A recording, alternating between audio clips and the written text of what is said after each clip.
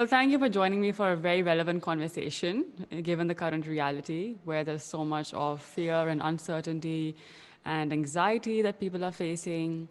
So, just thought it'd be nice to have someone like you, given your background and the fact that you help women create and build 6 and 7 figure businesses. So, yeah, let's just dive straight in. And I think it'll be worth maybe setting the larger context of what abundance really is about, that obviously goes beyond the idea of just affluence.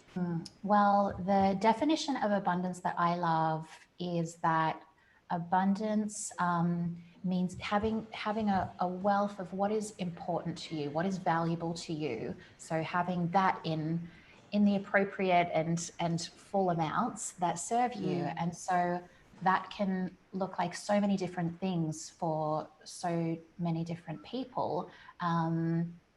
What makes them feel abundant and wealthy? Is it Yeah. money? Is it time? Is it choices? Is it freedom? Is it travel? Is it friendships?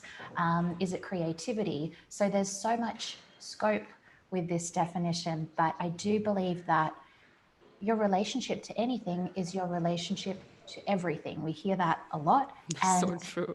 it's so true. And I mean, you can just you test it out, but I feel like you can only reach this depth of life that it's like you can only go as deep as you've gone in one area. So it's cultivating that depth in all areas, and so finding the abundance in life. I think that times like these are just such a massive test to human potential and resilience because it's so easy to get stuck to your circumstances and attached to what currently is rather than seeing beyond the current reality and seeing, you know what, hey, this is also possible. Hey, there's also opportunity here. But I mean, it's a human way of being, of just attaching to what you see directly and getting stuck in that sort of zone. So, what's your take on, like I said, the whole topic is about cultivating an abundance mindset in the current reality. How do you actually do that when things are going like, haywire? So I like to, when things get really rough, just come back to this concept that, well, what if life is a game? What if this is a game to find the Yeah. goals? And you play with it. One of my meditation teachers says, gamify everything. We get so involved in video games and virtual realities, and Yeah. they appeal to our psyche. We love a challenge. We love winning and like clocking a game. So can we do that in a pandemic? Can we do that in a time where it feels like there's no opportunities or everything's falling apart? And that can be, I think, hard to hear when you have hit rock bottom. And I know that many people have. Even one of my businesses was closed for 7 months. Oh, wow. No income, no employment for 7 months, for my team, and that was really challenging. But then, how do you find a doorway in that to something more abundant? And I know many people, particularly the women that I work with, they've taken this opportunity to say, okay, well, I've lost my job or I've lost my income, but what I do have is time, or what I do have is Ah, like a fire to survive, a fire to like make this work for them. So it's ignited something in them, which is abundance in itself, in my mind. Where are you abundant? Because that will allow you to tap into that energy, that frequency, that wavelength, whatever people want to call it. It's an energy thing. So if you can find some place in your life where you do have a wealth of something, then you can start to, like, it's like going to the gym for your energy body. It's like, oh, I'm building up yeah. my muscle in that area. I'm building up my language skills in that area. I'm building, like, I'm getting code from that area. And yes, time is one thing. Another one that's really, really always abundant, always abundantly available, and by its very nature is abundant, is, can you guess? Nature? Nature is always abundant. That's it. Yes! Okay, got it right. you're going Yeah. to be super rich if you're not already. So this is something that's always available to us. I mean, air. How Yeah. abundant is air? There is so much air. There is enough air for everybody, and there is enough sky for everybody. These are all, you know, there's a wealth of these things, and it's never ending. Like the grass just never stops growing, the rain will never stop falling. So that is a simple way that you can start to tune into that frequency. Yeah, because I mean, you remind me of one of my quotes I wrote not so long ago, but like, if you want something you desire, be grateful for what already exists. Because ultimately, it is all about like matching the right frequency, you know? So even if you're not seeing enough of it right now, just be thankful. What you just discussed, that like be thankful and grateful for what you are seeing, where you are abundant, if it's nature, if it's time, if it's anything else. Yeah. Because I mean, playing victim does not lead to any, it has zero transformation value. You know, like why me, why now, why this? And when you're in that kind of zone, that's when these things really start to go downhill. Certainly an element of mindset here. So it's taking care of the things that are valuable to you so you can show, hey, I'm ready for more. I can hold this. I can hold even more. And this, you know, this is a frequency that I want to focus on to draw more in. So yeah, this idea of taking care of what's given to you and then being rewarded with more of that. I think that's how it works. It really all is connected in that same way, where it's all just the relationship that you have to one thing flowing through into other areas. I mean, I notice from some of my yoga training, people that breathe in a shallow fashion, if they aren't trained to breathe deeply, your breath mimics your experience of life. Shallow breath, shallow interaction with life, and same with your relationship with money. So if there's That's any very part of profound.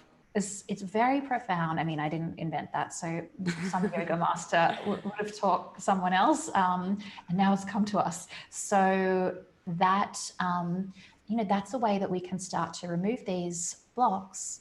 If we know that there's an area of our life that we're avoiding, maybe it's just speaking our truth. Maybe it's just looking at our finances. There's some area that it feels like I don't want to go there. I'm just going to block that. I'm going to push it down. That's going to manifest in your finances. I really believe that, and so will your belief systems affect money. If you're thinking there's not enough, I'm not enough, that's going to show up as well. So there's some self-awareness we have to have. Where am I avoiding my deepest truth, my deepest desires, my deepest expression? And are my belief systems serving me, or are they working against me? Because your brain will always want to prove the belief systems right. If you have the story, Right. I'm not enough, there's not enough, it's going to be like, we're just going to look for things that confirm that. It's a confirmation It's true. bias. What you focus on grows, like energy flows where attention goes. So that's just how it Mhm. is. Yes, yes, that's just how it is. And of course, the confirmation bias, like being biased towards what you think you want to believe and discounting every other evidence that could potentially uplift you in any way, right? Because you're so focused on this one narrow view that this is how bad things are, and period. There's nothing else to it. It's not our fault. We've been Yeah, very heavily programmed conditioned. to be in fear that there's not enough, and to feel that that we're not enough and we need to buy all of these things to be enough. So there's a lot of programming that is working against us, and that's why we need to be hyper careful about taking care of ourselves, investing in our mindset, and understanding who we are, having a good relationship with ourselves, allocating time to care for ourselves, because that is how we find space to start to notice, oh, I don't even know if I believe that thing that I keep hearing in the media. I don't even know if this little voice saying I'm not enough, I don't even think that's me. So Right. so creating the space to then for your soul to just start to shine through and be like, oh, hey, we're not those stories. We are abundant. If you tap into your soul, that's the most abundant thing that you could ever access, and it's with you all the time. So connecting with that on a regular basis, I think helps you in business, in your bank account, in all the places. So I feel like I'm talking to someone that really understands this well, but please let me know if you have some questions that you think, might people might ask about this. Right. I think they could potentially ask like what we discussed earlier about like how can I actually get myself stuck out of this rut. Mm, And again, I think we can just maybe summarize those points about how do you move from a victim to a warrior in these times and mm, really cultivate that abundant mindset that will get you to thrive and not just survive. mhm, So we can maybe the first one, of course, was about gratitude and focusing on areas in your life where you do feel abundant or you can see abundance and start to really notice it. I'm a big fan, and I teach a lot about taking back your day and creating your day.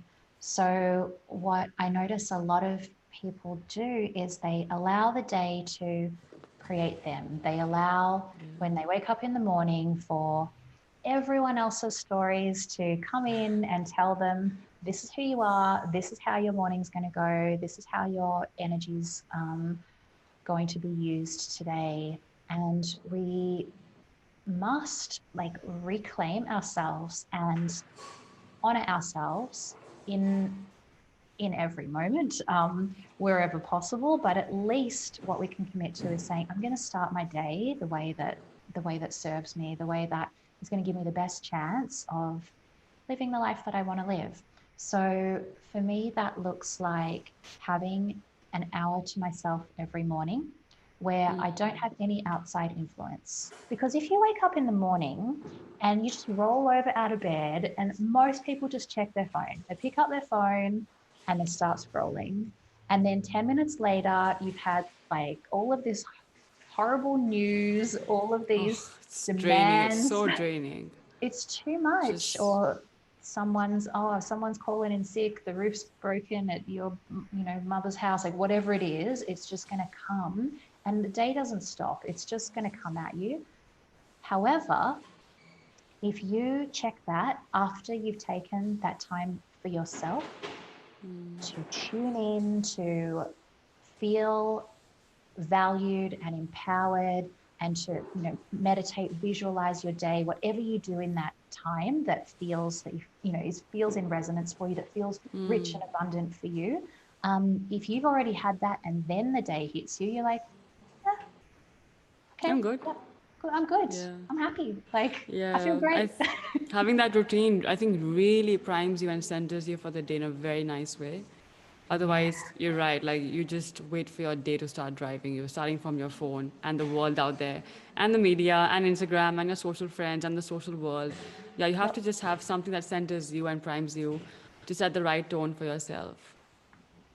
I think it'll also be really valuable if you could perhaps share what you did earlier about when you had a bit of a struggle in your business. So, what did you specifically do that helped you, I mean, snap out of that for the lack of words? And how yeah, did you actually deal with that, you know? yeah. Well, look, I did take some time to sit in it. And I really invite people to do that when something terrible or horrible happens, to sit with it. So when something is uncomfortable, can you be with it and allow that energy to process through? Because if you don't allow the energy to process through you to get digested, it will get stuck. You will get a pain in the neck, you will get a migraine, you will get bloating, whatever it is, it will get stuck, and often manifest in the physical, if not in the emotional space. So I spent a lot of time, yeah, being upset, and getting support for that as well, so that I could process it, process the anger, process the shame, process the fear. And when something like this happens, it's actually often not even about the incident. It's triggering something unresolved from before. I mean, our whole life is just a big trigger. Everything's just being recreated for you to resolve some core wounding. So it's a gift. If something really shit Right. happens, you can just say, okay, what do I Bring have it to on. learn here? What do I have to feel? Who do I need to bring on to support me in this? And I invested in myself. When I had no money coming in, I invested in my own training and self development. I got an amazing coach, and I went all in with the other side of my life that was always like a side project, which was helping women build their own businesses, being their I mentor, love that. their coach. And that was something like, oh, I won't take that seriously. That's not my real job. My other job is my real job. Um, and I use the word job really really creatively. But yeah, that was what my identity was until that business closed. I'm like, that's a time for something new. And it can be so simple. It can be like, I want to have sushi for lunch, and you go to buy it, and oh, we're sold out of sushi. So you can be like all day, oh, I just really wanted sushi. I can't believe it. Why does this always happen? Always sell out. And oh, this is going to be the worst day. Or you can just die. That identity that you were in, you just say, that's gone. The new identity wants a pizza. And you're happy again. Like it's gone. Wow, I love this playing of games with ourselves. It's so cool. It's just the Yeah. mind. So interesting. So yeah, I was like, okay, that's cool. Um, Pivot, game change, plot twist. I am going to coach people, and I'm going to be an amazing coach, and I'm going to fill up my books with all these amazing women that want to be coached. And so I invested, I launched, I booked out my coaching practice, and make something of it. So like I wasn't able to do it like that. It took me a few months of being, really like messed up, sitting with the stuff. But then that's what I did, and I I'm glad I did. Yeah. Yeah, I think asking the right questions, if people can actually ask themselves the right questions about, really empowering, insightful questions about what else is lying out there beyond my direct lens or my direct vision of what I'm not being able to see right now. What's my opportunity in this? I think Mm, those are the questions that can create a real shift for you. I mean, they're big questions to Yeah, ask, and that's why it's great that we have friends and coaches and counselors because they can of course. ask questions because sometimes we're just so in it that we can't see a way out. And so Yeah. yeah, who can you lean on if you feel stuck? Who can you lean on? And one of my teachers teaches this concept of expanders. Who can you find in your life that is an example of what your hopes are being possible, someone that's living the life that you desire, someone that shows your ego, hey, I can have that because they have it. And it's funny because often we'll see people and we get like maybe a bit jealous, like, oh, look at them just laying by the beach Yeah. with coconuts, or they've got no problems. But couldn't we shift it in a way that serves us better and say, that person is proof that I can live this. And I just need to work out like how I'm going to get there energetically, mentally, like, but I know it's possible because they're doing it. And every human being is the same. Like we all really have the same Yeah. possibilities available to us, but it's your belief systems that will put the limits on there. And so a lot of the practices that I teach are about um, accessing that feminine essence within us because we have the masculine and feminine, and the masculine's like, grab, give me, I have a goal, let's go forward. And then we have the feminine energy, which is, well, one, she knows that she is all of nature and all of creation. So she's pretty chill. Like she's just like, I know there's enough. And she's also very open to receive, um, nurturing, caring. It's a whole different energy, and it's very comfortable to be in that energy. And so cultivating that balance between the two is very, very powerful for wealth and abundance because it allows money to come to you. It allows opportunities to come to you. it's very radiant and attractive. You don't have to hustle and go out and find it. And again, this can be infuriating for someone that doesn't have what they want. And you say, oh, well, just maybe, why don't you try dancing in the morning and drawing and like cooking a nice meal? And they'll be like, shut up. That's annoying. Give me the strategy, give me, the Yeah. methods. And it's not always just about that. You can't think your way into wealth alone. You must be wealth. It's not about doing, how do I do abundance? No, you be abundance. So glad you said that, because one of the biggest myths about manifestation or attraction, law of attraction, is actually if I want something, I'll think about it and I'll get it. It doesn't work like that, because you actually have to be the person you want to embody to achieve what you want to achieve, right? Yeah. And it's a bit misconstrued, the whole concept of attraction, attracting things, and the whole law of attraction. It's more like the law of resonance, you know? You Yeah. be who you want to be, and then you attract that. Yeah. Yeah. Yeah. A quote that I read, it said, you must be it to see it. And Ah, I right. really love that because it's true. You don't attract what you want, you attract what you are. Yeah. And again, it's another annoying thing. Well, what am I supposed to do? Just be abundant? It's like, yeah, and that's what we were talking about in the very Yeah. beginning. Yeah. What is Focus. abundant already that you can focus on? Because you're going to get Focus. that. And Yeah. if you focus on they didn't have what I wanted at the lunch shop, then you're always going to think, there's never enough sushi for me. There's never enough anything for me. So that would become your focus. And yeah, you're going to draw like not such great abundance from that space.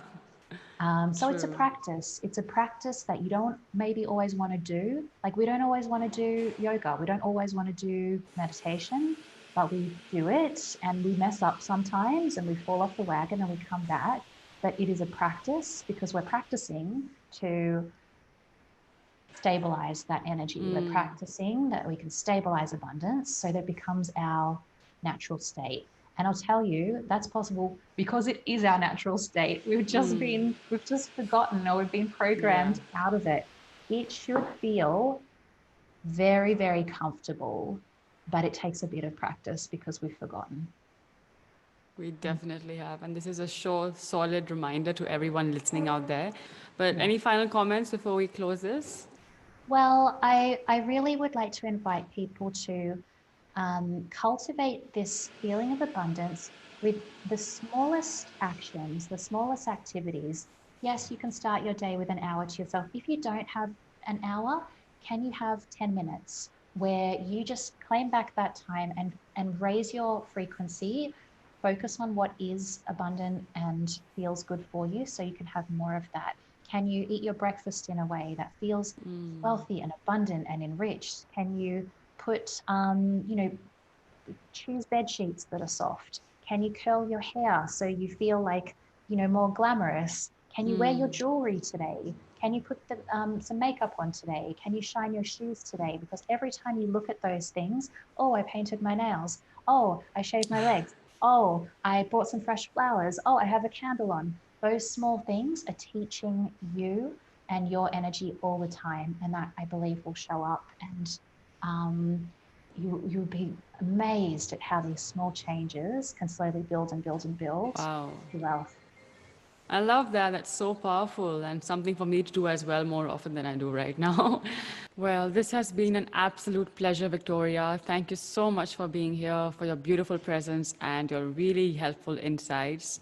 Now, where can people find you so they can also get to know more about the work you do and the stuff you create in life? So, where can people find you on social? Let's hear that. Absolutely. And thank you so much for having me. I really enjoyed it all. The best place to find me is on Instagram at Victoria Lucille Fox. And that has the links to a couple of free masterclasses that I have available, some more resources there, and information on how to work with me one on one or in my group programs. Amazing. That sounds fascinating. So go check out Victoria, guys. She does some fascinating work with women wanting to build and create great businesses. So, yeah. Thank you so much again. Bye.